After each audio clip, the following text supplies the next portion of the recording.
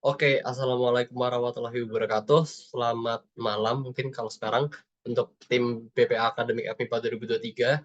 Saya di sini Lim Edward Ferdinand Halim dengan NIM 160232281 akan mencoba membuat video sebagai requirement, bisa dibilang sebagai trial tutor mungkin untuk melihat bagaimana cara dan teknik saya dalam menutor mungkin. Ya, terus selanjutnya ini ya begitu. Dan karena saya mendaftar di bidang fisika, jadi mungkin saya akan membawakan materi yang cukup perlu diperkuat dan diandalkan dalam fisika klasik, terutama ya dinamika, mekanika, kinematika, atau lebih dalam lagi, lebih khusus lagi kita akan bicara tentang gravitasi. Oke, mengapa gravitasi dan mengapa saya mengutamakan konsep-konsep dasar ini? Karena kalau kita bilang fisika, walaupun sekarang udah terbagi menjadi fisika klasik dan modern, namun pengetahuan kita di fisika modern itu masih sangat minim. Dan kalau kita belajar fisika, pasti 70, saya bisa bilang 75% kita akan mempelajari fisika klasiknya. Dan di dalam selain dasar-dasar yang lainnya seperti kinematika, mungkin ada GLB, GLBB, terus juga ada dinamika, gaya-gaya, menurut saya gravitasi ini yang merupakan salah satu yang paling pokok. Kenapa? Karena berada di banyak kasus. Contohnya jatuh bebas, gerak trajektori apa sih? Gerak parabola, terus banyak tinjauan gaya-gaya. Selama kita di bumi atau nanti lebih dekat, tepatnya kita akan bicara tentang gravitasi itu sendiri. Selama kita berkontak dengan partikel atau benda bermassa lainnya, maka gaya gravitasi itu akan lekat dengan kita. Pengaplikasiannya pun luas, bisa dari peluncuran roket, lalu ada orbit, bagaimana planet-planet mengorbit dan lain sebagainya. Maka saya akan membawakan materi gravitasi pada malam hari ini. Dan mari kita buka dengan introduction atau bagaimana gravitasi Newton itu ditemukan. Sudah sejak zaman Galileo dan sebelumnya mungkin ya, Nicholas Copernicus itu mencoba menggambarkan dunia ini dengan geosentris dan heliosentris. Mungkin geosentris sebagai bumi berpusat alam semesta, lalu ada teori radikal heliosentris, bantahannya di mana semua planet mengitari suatu bintang, dan kalau di tata surya kita ya kita mengenalnya dengan matahari. Nah, tapi dari konsep seperti itu, ilmuwan-ilmuwan selanjutnya akan berusaha mencari tahu dan mencari tahu bagaimana planet-planet atau mengapa planet-planet itu dapat mengorbit secara stabil, bisa dibilang stabil karena secara puluhan ribu tahun, secara jutaan tahun itu kita ketahui bahwa planet-planet itu jumlahnya tetap.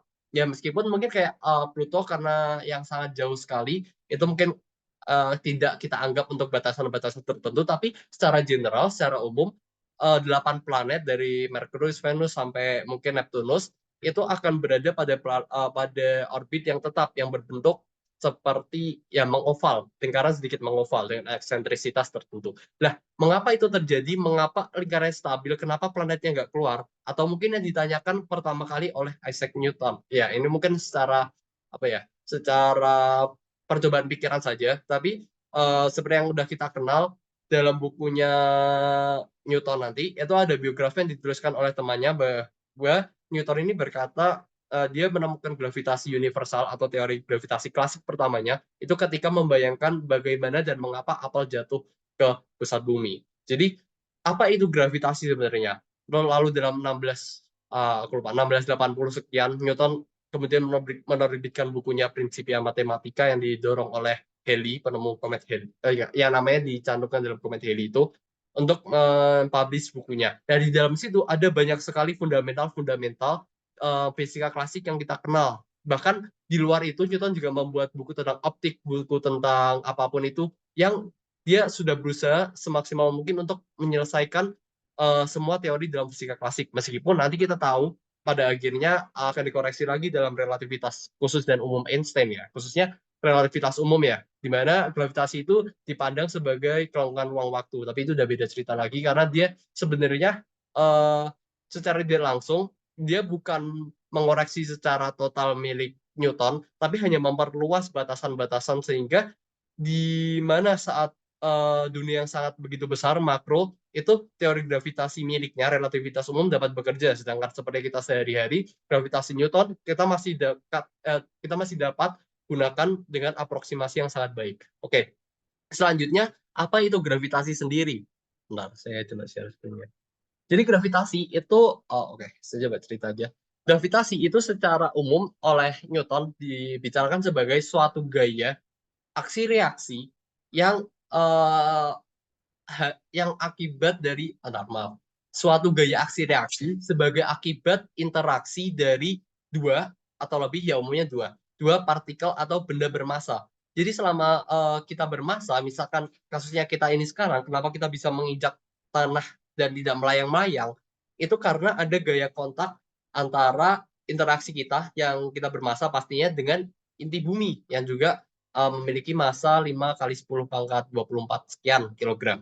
Nah, terlepas dari itu, kemudian teori gravitasi Newton diperluas lagi. Jadi dia tidak hanya membicarakan mengenai gaya gravitasi, tapi juga bagaimana medan gravitasi itu, percepatan gravitasi itu, potensial gravitasi dan energi potensial gravitasi. Nah, dalam percepatan gravitasi, mungkin itu yang kedua yang paling populer ya setelah kita membicarakan gaya gravitasi ya. Nah, itu kita bisa melihat bagaimana benda yang jatuh bebas, benda yang kita misalkan aku punya pena di sini. Pena yang aku jatuhkan secara bebas ke bawah akan memiliki percepatan yang bisa dibilang mendekati konstan. Karena ya jaraknya tidak terlalu yang sangat berbeda jauh. Jadi nilainya itu sekitar 9,8. Atau itu nanti juga kita bisa bilang sebagai medan gravitasi. Kenapa? Karena di area tersebut kita masih terkena dampak dari interaksi gaya gravitasi tadi. Nah, selanjutnya dari nilai 9,8 ini nanti akan kita gunakan lebih jauh lagi ke dalam beberapa lagi sangat banyak kasus di fisika klasik. Tapi ya mungkin nanti kita akan gunakan setelah itu tadi dari selain gaya gravitasi kita juga sudah jelaskan ada potensial dan energi potensial. Ya, energi potensial bisa disebutkan sebagai energi yang diciptakan gaya konservatif kalau nggak salah ya. Itu dari gaya gravitasi itu um, karena dia tidak melihat lintasan, tapi dia hanya melihat perbedaan ketinggian, maka disebut sebagai konservatif. Nah, terlepas dari itu, energi potensial ini dia sesuai dengan hukum konservasi atau hukum kekalahan energi, itu energi tidak dapat diciptakan dan tidak dapat dimusnahkan, hanya dapat berubah bentuk. Jadi, pengaplikasian energi potensial gravitasi ini sangat banyak banget gitu. Jadi kayak misalkan kita bisa convert atau bisa konversi energi potensial gravitasi ke dalam energi kinetik atau ke dalam energi kalor atau ke dalam energi apapun. Intinya energi potensial gravitasi sini adalah energi yang diciptakan oleh interaksi gaya gravitasi tadi ke dalam benda-benda yang bermassa gitu. Nah, potensial sendiri itu ya ini mungkin yang salah satu yang paling tidak populer, tapi intinya potensial gravitasi itu mengatakan efek energi potensial gravitasi yang masih terasa pada suatu kerangka acuan bermassa tertentu. Yaitu mungkin akan lebih kompleks dan kita mungkin jarang ketemui. Cuman intinya nanti kita bisa lihat juga di perumusan matematisnya energi potensial gravitasi itu masih ada kaitannya dengan energi potensial dan gaya gravitasi juga percepatan gravitasi. Tapi lebih dekat pada energi potensial gravitasi karena dia mengatakan energi potensial gravitasi yang diperlukan per satuan massa yang terdampak dari energi potensial gravitasi tersebut. Oke, mungkin kita akan lanjut aja langsung ke dalam perumusan matematisnya. Sebelum kita masuk ke latihan soal, jadi tadi kita udah membahas dari 4 gravitasi itu ya, gravitasi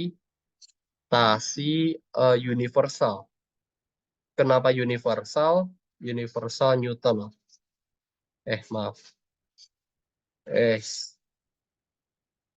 Kenapa universal? Karena waktu itu Newton sudah bisa sangat menggambarkan selain apel yang jatuh itu juga bagaimana planet-planet tadi mengorbit yang jadi pertanyaan selama beratus-ratus tahun. Baru mungkin ada teorinya yang kurang tepat dalam menjelaskan Merkurius dan kurang lebih 300 tahun selanjutnya itu dikoreksi oleh Albert Einstein dalam general relativity-nya. Tapi kita segini akan membicarakan mengenai gravitasi universal Newton. Di sini dia ada 4 elemen, yaitu tadi ini Fg adalah gaya gravitasi dan dia vektor, tapi mungkin untuk mempermudah aku akan menuliskannya dalam skalarnya. Itu adalah perumusannya konstanta gravitasi. Ini hasil dari percobaan, aduh aku lupa nama percobaannya, cuman ini hasil dari percobaan yang perlu ditambahkan di dalam perumusan matematis ini gitu. Nah, ini perumusannya. Lalu juga ada percepatan gravitasi, mungkin sini aku akan tuliskan dengan AG ya. Itu adalah G kali M per R kuadrat gitu. Terus selanjutnya mungkin ada EP gravitasi. dia itu rumusnya adalah G kali, aduh lupa. GH. Oke, GM M per R. Kalau nggak salah ya. Iya, harusnya benar. Harusnya benar. Oke, aman. Terus selanjutnya yang terakhir adalah ya kan? Oke. Yang terakhir adalah potensial gravitasi yang masih merupakan saudara dari ini. Jadi ini bisa dibilang sebagai EPG per satuan massa, atau mungkin kalau kita urai lebih dalam, ini kan massanya nanti akan cancel dengan ini ya. Jadi dia akan memiliki rumus sebagai berikut. Gm per N. Nah, seperti ini. Oke. Nah, dari keempat perumusan ini, itu mungkin yang paling akan kita sering gunakan dan kita sering tinjau, itu adalah terkait dari gaya gravitasi. Pasti, ini akan kita bicarakan di dinamika, oke? Di tinjauan gaya-gaya mungkin ya kita bicaranya. AG adalah percepatan gravitasi, seperti saya bilang tadi akan lekat dengan percepatan jatuh bebas. Dan ini adalah hasil dari eksperimen umumnya. Atau bisa juga di soal. Nah, EPG sendiri itu adalah energi potensial gravitasi, salah satu bentuk energi yang diciptakan oleh interaksi gravitasi universal ini. Begitu. Ya, ini begitu. Nah, mungkin nanti di perumusan totalnya ada yang pakai minus, ada yang pakai itu hanya menunjukkan arahnya kalau dia tarik menarik. Nah, bedanya dengan, maaf saya singgung dikit, bedanya dengan elektrostatis, mungkin nanti kita akan belajar. Di elektrostatis itu dia bisa tarik menarik atau tolak menolak. Tarik menarik ketika mungkin berbeda muatannya dan tolak menolak ketika muatannya sama. Dalam gravitasi itu tidak berlaku karena dia hanya didefinisikan tadi sebagai gaya tarik menarik, jadi tidak ada tolak menolaknya. Jadi hanya akan tarik menarik, dan ada yang merumuskannya dengan menggunakan tanda negatif mungkin nanti ya. Di sinilah misalnya di FB. Tapi ya udah, itu kita akan lupakan. Nah, kenapa gaya gravitasi ini penting? Karena seperti yang sudah saya bilang tadi, oh ya aman. Bentar, maaf. Mungkin saya akan menyinggung ke potensial gravitasi. Oke, potensial gravitasi ini akan cara kita gunakan. Jadi yaudah, kita save dulu yang ini. Nah, eh, gaya gravitasi ini akan sangat banyak bermain penting perannya di dalam perhelatan fisika. Entah itu kamu bicara tentang fisika klasik, mungkin mekanika seperti ini, hingga nanti fisika modern, kosmologi. Ya mungkin kalau di fisika kuantum akan lebih dekat dengan elektrostatis, karena itu akan elektromagnetik, maaf. Karena itu akan lebih besar pengaruhnya, lebih signifikan daripada gaya gravitasi. Tapi kalau kita bicara tentang alam semesta yang begitu besar, atau tinjauan gaya-gaya kayak gini, gravitasi sangat penting dipelajari. Nah, saya sudah mengambil salah satu contoh soal dari UTS ITB tahun 2017, fisika. Ini soalnya. Sebuah mobil bak berbuka mengangkut kotak bermassa 50 kg mendaki jalan dengan kemiringan 5 derajat Celcius. Oke, mungkin saya ganti warna dengan biru deh.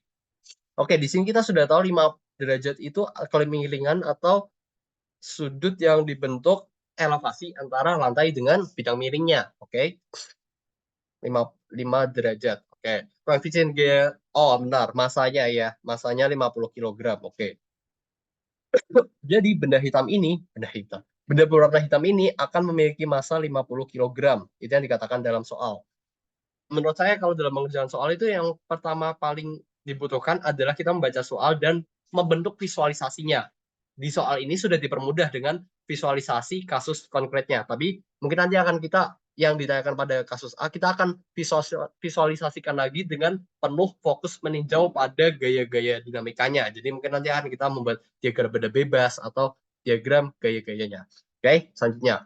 Koefisien gaya statik antara kotak dengan lantai mobil adalah 0,5 0,5 tanpa satuan. Nah, di sini kenapa hanya koefisien gesek statik dan tidak kinetik? Nanti akan kita bicarakan. Cuman yang mau saya tekankan di sini, kita harus pintar. Ini kan kita dalam kasus ini mengerjakan soal dinamika ya. Kita harus pintar bagaimana memahami konsep-konsep dasar atau fundamental dari dinamika ini. Sebagai contoh, kita akan masuk aja ke poin A. Biasanya aku tulis, maaf. Biasanya aku akan tulis dengan diketahui ditanya dulu. Ya mungkin kita diketahui dulu ya. M tadi 50 kg. Terus mungkin theta ya. Kita simpulkan dengan theta. Dan mu S statik adalah berapa tadi? 0,5. Iya, oke. Oke, selanjutnya kita masuk ke dalam yang ditanya dulu. Yang ditanya adalah ya. Itu yang A, gambarkan diagram gaya-gaya yang bekerja pada kotak tersebut. Oke, ini kan ada bidang miring ya. Ya kita bisa agak itu kan lah. Ini adalah 5 derajat tetanya tadi. Terus di sini kita bisa abaikan mobilnya karena kita ingin fokus dengan benda yang tinjauannya kan. Nah, di sini ini apa sih yang tanya? Diagram diagram gaya-gaya yang bekerja. Berarti kita boleh dengan ini. Kalau diagram benda bebas kan yang sebagai partikel titik doang, terus nanti ada gaya-gaya kemana kan. Karena diminta dari diagram gaya-gaya, maka kita dapat gunakan kotak kayak gini. Atau sebentar, biar lebih gampang aja deh. Kita akan langsung gambarkan di dalam kotak ini, oke? Pakai warna biru, semoga jelas ya. Nah, di sini itu yang pasti kita pertama kali bicarakan ada, dan jangan pernah lupa karena ini adalah kasus di bumi, maka pasti ada gaya gravitasi, dan itu pentingnya kita mempelajari gaya gravitasi. Selanjutnya ke sini. Nah, oke, mungkin kita urai dulu lah ya, urai FG dulu lah ya. Kalau kita lihat FG itu nanti akan terurainya ke arah sini dan ke arah sini, oke. Nah, untuk bagaimana menentukan sudutnya, di sini sudah sangat dipermudah. Kenapa? Kita lihat theta ini 5 derajat ini itu akan menyerupai dengan theta yang di sini karena itu sudut yang kecil dibandingkan dengan sudut yang besar yang di sini. Nah, itu kan. Berarti yang di sini adalah yang 5 derajat. Jangan yang ini ya mungkin 90 dikurangi 5 berarti 85 derajat. Tapi yang kita ingin tinjaukan 5 derajatnya. Oke, berarti yang 5 derajat yang dekat dengan derajat itu akan menggunakan cos. Kenapa? Ya nanti akan ada cos theta. Akan ada pembuktiannya. Bisa dibuktikan dengan trigonometri. Sederhana gitu ya, pakai sin costan. Terus yang ini nanti itu adalah FG sin theta. Oke? Nah, selanjutnya gaya apa lagi yang bekerja pada di sini? Kita lihat. Mengangkat kotak bermasa. Nah, selain itu, kuncinya tadi bermasa itu pasti akan ada gaya gravitasinya. Yang sudah saya tuliskan. Kemudian mendaki jalan dengan kemiringan 5 derajat udah sebagai sin cos-nya. Koefisien gaya gesek statik. Berarti ada gaya geseknya. Kemana gaya gesek ini bekerja? Mungkin secara sekilas, karena mobilnya ini naik ke atas, mungkin kita akan mengasumsikan kalau gaya geseknya itu ke bawah. Iya nggak? Salah. Kenapa salah? Karena kalau kita perhatikan lagi, kita zoom lebih dalam rodanya, maka roda ini akan mungkin aku gambarkan dengan warna pink mungkin ya biar mencolok. Roda ini itu akan bergerak seperti ini, ya kan? Atau dia akan bergerak ke arah sini. Ini adalah punya roda.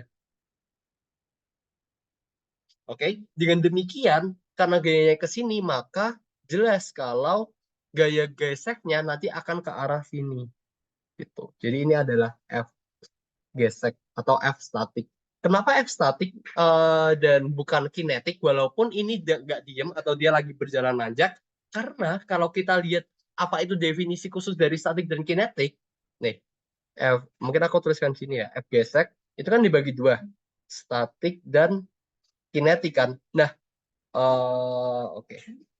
Untuk kalau kita lihat kinetik itu kan biasanya kita uraikan dengan misalkan bidang miringnya sama deh kayak tadi deh. Nah, kinetik itu dia akan jalan ketika dia misalkan jatuh ke bawah berarti kinetiknya ke sini kan. Tapi lihat benda ini akan bergerak secara translasi gitu. Benda ini akan bergerak secara ke bawah.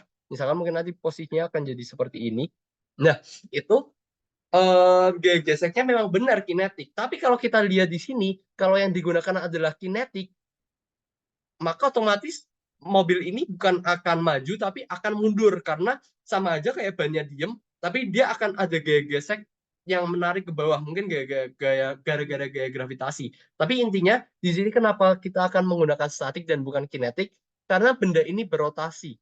Dan untuk rotasi itu bisa berjalan dengan lebih baik, ya emang harus sebegitu mestinya, maka yang bekerja adalah statik. Karena kalau kita lihat di sini sebagai kasus contoh, statik itu dia akan gini dan dia akan ketika diam kan. Roda kan juga gitu. Misalkan ini kita zoom lagi, misalnya kita sekarang di roda yang depan, aku punya titik di sini yang ungu dan yang hijau. Nah, yang hijau ini nanti kan akan aduh maaf. Nah, yang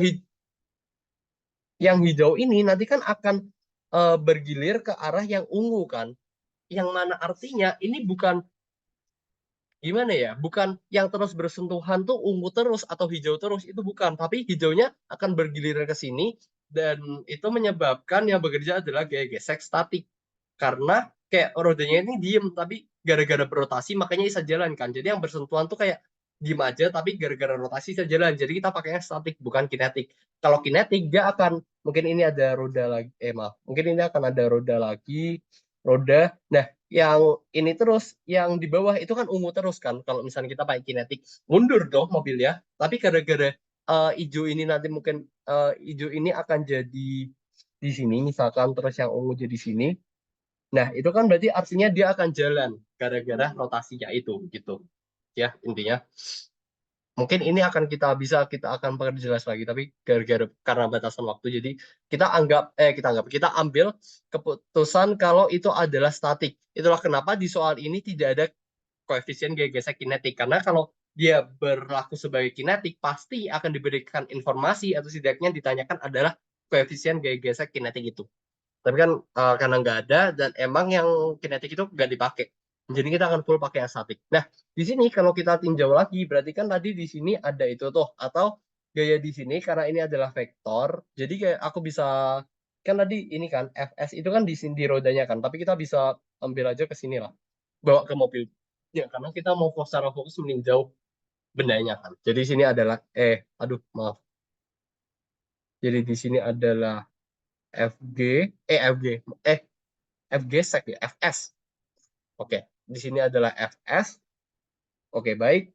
Dan pasti kalau ada gaya gravitasi seperti bukan gaya gravitasi, pasti kalau ada gaya kontak antara dua permukaan benda, sebagai contoh kalau di sini itu adalah misalkan roda dengan lantai atau benda beban ini dengan mobil pickupnya, misalkan yang beban ini dengan mobil pickupnya, maka akan ada gaya tambahan yang dinamakan dengan gaya normal. Itu adalah gaya yang bisa menopang atau membuat dia tetap diam, biar resultannya sama dengan nol gitu.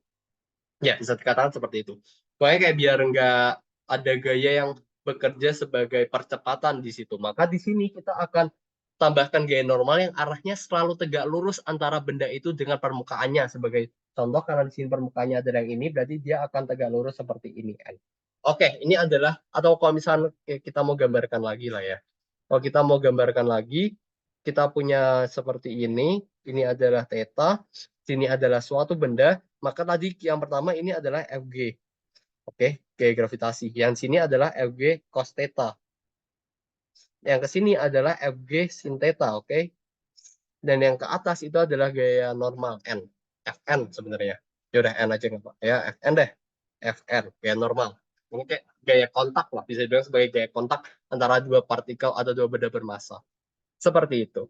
Selanjutnya beneran, iya benar. Terus selanjutnya ke sini mungkin nanti ada nih di sini ya. Ini nanti akan ada F statis. Oke, yang poin A mungkin udah terjelaskan dengan baik ya. Aku kira ini adalah jawaban untuk poin A. Lumayan, udah dapat berapa poin nih guys? Gambar ini doang. Karena TK bisa kan?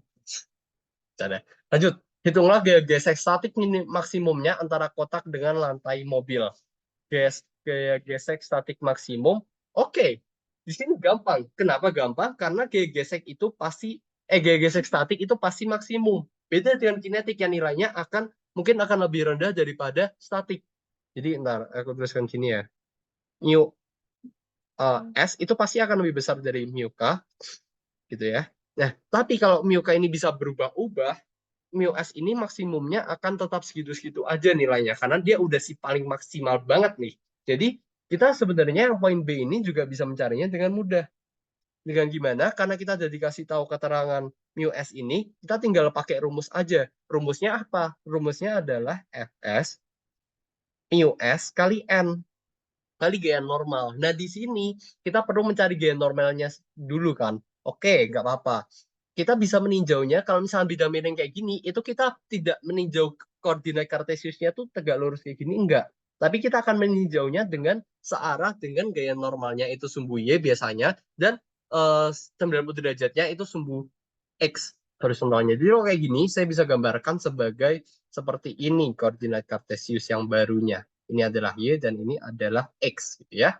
Nah, di Y ini itu yang berlaku adalah Fn dan Fg cos theta, oke? Berarti di sini, oh ini aku masih dalam N ya. Ya udah nggak apa lah ya, N lah ya. Kita pakai karena dia itu bergeraknya akan ke dalam sumbu X doang, jadi kayak turun atau naik doang ke dalam surface itu atau permukaan itu gitu ya. Maka ya, maka yang di dalam sumbu Y ini itu kan akan diam tuh. Di dalam sumbu Y ini dia kan akan diam. Berarti kita bisa menggunakan bunyi dari hukum Newton 1. Ya, sigma F sama dengan 0. Ketika tidak ada gaya mengenainya, maka benda itu akan tetap diam atau tetap bergerak dengan kecepatan konstan. Nah, di F ini ada N dikurangi dengan FG. Kenapa dikurangi? Ya, sebenarnya ini adalah itu ya, vektor. Jadi arahnya berlawanan, jadi kita bisa pakai vektor sama dengan 0. Atau N ini sebenarnya adalah FG cos theta. Gitu. Ini N ya. Nah, kita bisa substitusikan, maaf, kita bisa substitusikan, misalkan ini ada persamaan 1, kita bisa jangan, 2. Kita bisa substitusikan ini ke dalam persamaan 1 yang ini. Jadi kita bisa substitusi 2 ke 1, maka kita akan dapatkan sebagai Fs, ini adalah vektor, oke, of course, mu s dikali n. Nah, n ini di sini di persamaan 2 kan adalah fg cos theta. Berarti mu s dikali fg cos theta. Oke, tinggal masukin aja dong, gampang. Anak kecil mah juga bisa kalau kayak gini. 0,5 dikali fg. Fg apa? Fg itu adalah percepatan gravitasi yang bekerja pada suatu benda bermassa, atau kita bisa rumuskan sebagai m kali g. Oke, dikali cos theta. Nah, tetanya berapa? Tetanya 5 derajat. Oke, mg itu adalah, m-nya berapa? 50 kg ya tadi ya. Karena di sini itu angkanya emang udah nggak enak, 5 derajat, dan kita perlu pakai kalkulator, jadi mungkin kita akan g-nya pakai yang seharusnya aja, 9,8. Dan kita tidak akan bulatkan ke dalam 10, karena itu konsekuensinya akan sangat banyak. Dan karena di sini sama pakai kalkulator, jadi kita pakai yang lebih akurat aja ya. Dikali cos 5 derajat. Nah, ini tinggal kita hitung aja pakai kalkulator, nanti hasilnya berapa, dan ketemu. Aduh.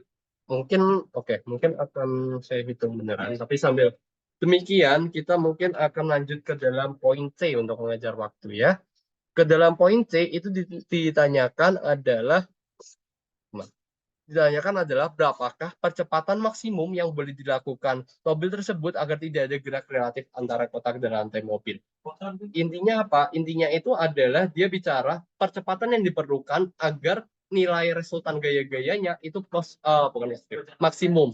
Bagaimana cara mencarinya? Ya, kita tahu hukum kedua Newton, the second law of motion by Newton, oke?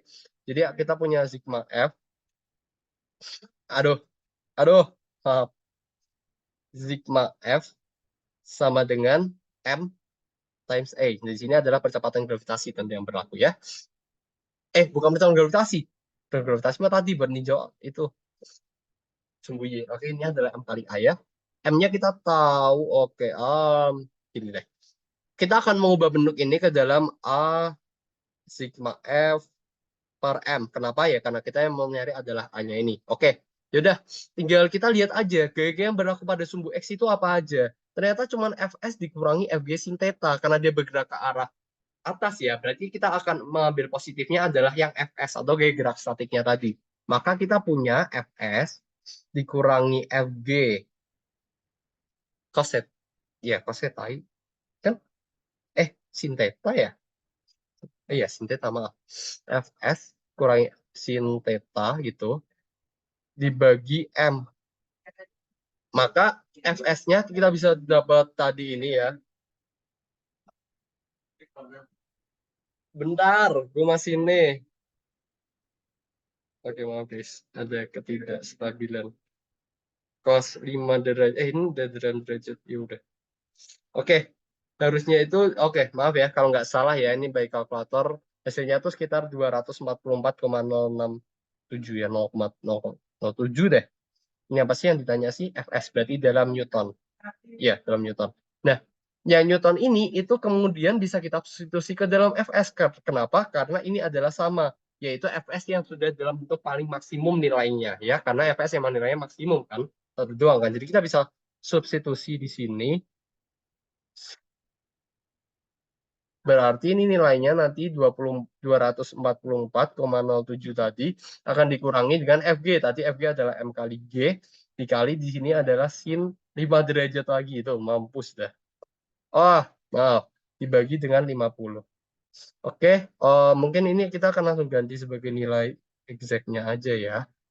Berarti kan ada M 50 dikali 9,8. Oke, Berarti di sini kita punya dikurangi, aduh, bentar, 50 times 9,8 sin 5. Bismillah. Oke, iya kan? Oh, iya, benar. Ya, benar kok. Oke, ini kita coba.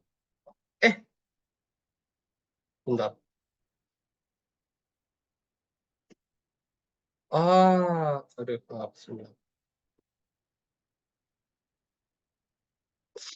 Salah itu, guys. Ininya mungkin aku masukin secara manual aja, 244,07 kali ya. Oke, jawabannya adalah sekitar 201,36 dibagi 50 sebagai masanya. Oke, kita bagi dengan 50, maka kita akan dapatkan 4,027, 4,03 lah ya. Dan ini karena yang ditanyakan adalah percepatan, berarti kita satuannya dalam meter per second kuadrat gitu. Oke, ini adalah nilai dari percepatan yang kita cari. Jadi kita sudah menemukan percepatan pada poin C, 244,07 Newton dalam poin B, dan diagram gaya benda bebas ini pada poin A. Berarti kita sudah menjawab secara selesai, dan kalau kalian menjawab ini dengan benar aja, pasti sudah dapat nilai 20, dan sangat lumayan membantu. Maka yang saya tekankan di sini adalah gaya gravitasi sangat penting peran mainnya dalam, khususnya kita bicara dalam fisika klasik, dalam uraian dinamika, mekanika, kinematika, ya pokoknya terkait dengan mekanika lah ya, kinematika. Nah, itu kita perlu kuasai gaya gravitasi ini. Gitu. Oke, ya. Maaf, begitu sih. Ya, jadi mungkin sekian dulu dari saya, dan mungkin udah 30 menit lebih. Maaf kalau demikian, tapi ya intinya itu aja. Terima kasih. Assalamualaikum warahmatullahi wabarakatuh. Dadah.